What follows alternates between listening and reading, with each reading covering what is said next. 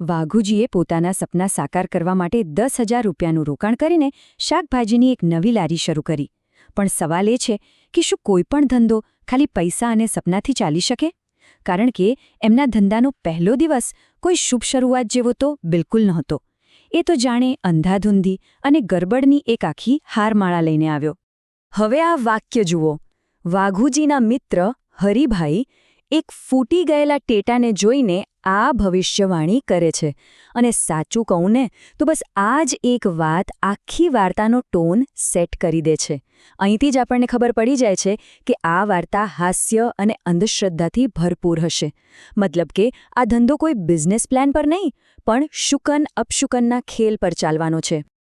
આપણા ત્યાં કોઈ પણ નવા કામની શરૂઆત કેવી રીતે થાય? એકદમ શુકણિયાળ મુહૂર્ત સાથે, જેથી બધું જ સારું થાય. પણ વાઘુજીની લારીનું મુહૂર્ત? અરે, એ તો જેવું વિચાર્યું હતું એનાથી બિલકુલ ઊંધું ગયું. ચાલો જોઈએ કે કેવી રીતે એક પવિત્ર વિધિ હસવું આવે એવી ઘટનાઓની હારમાળામાં ફેરવાઈ જાય છે.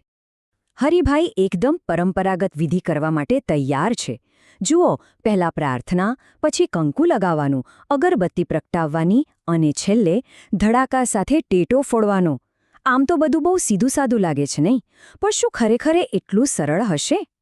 અને બસ અહીંથી જ આખી વાર્તા એક નવો વળાંક લે છે.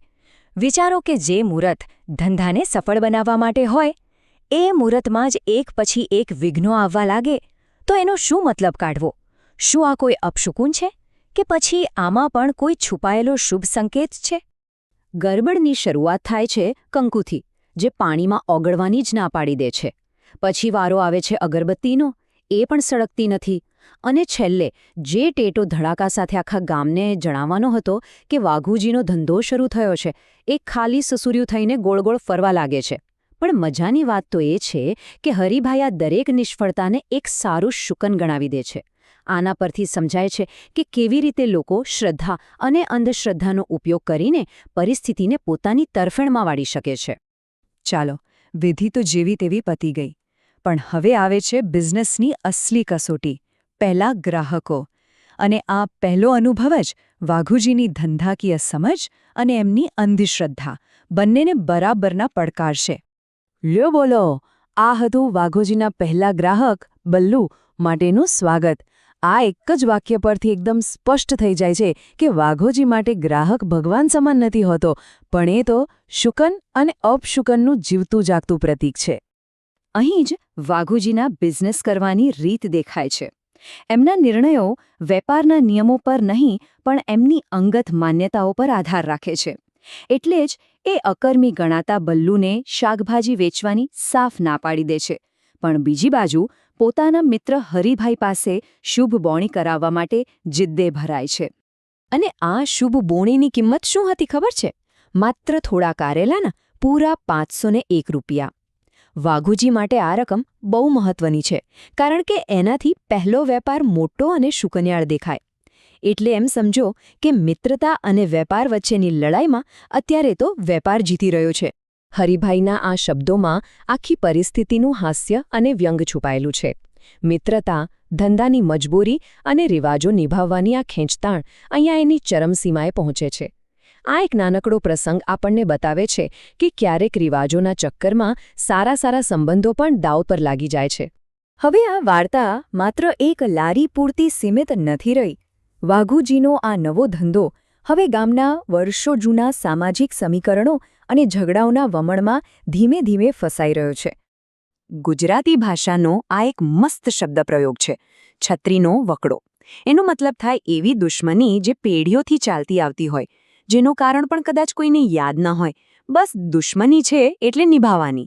વાઘુજી અને ગામના ફૂમતા કાકા વચ્ચે બસ આવો જ સંબંધ છે. ફૂમતા કાકાના આ શબ્દો જ એમની દુશ્મનીની ઊંડાઈ બતાવી દે છે. અને હવે વાઘુજીનો આ અંગત ઝઘડો સીધો એમના ધંધાના રસ્તામાં પહાડ બનીને ઊભો રહી ગયો છે. આનાથી મોટું બિઝનેસ લોસનું ઉદાહરણ બીજું શું હોઈ શકે? અને જે આગ પહેલેથી જ લાગેલી હતી, એમાં ઘી હોમવાનું કામ કરે છે પેલો નારાજ થયેલો બલ્લુ. એ સીધો ફૂમતા કાકા પાસે પહોંચી જાય છે અને વાઘુજીના કૂતરા જેવા સ્વભાવની ફરિયાદ કરે છે.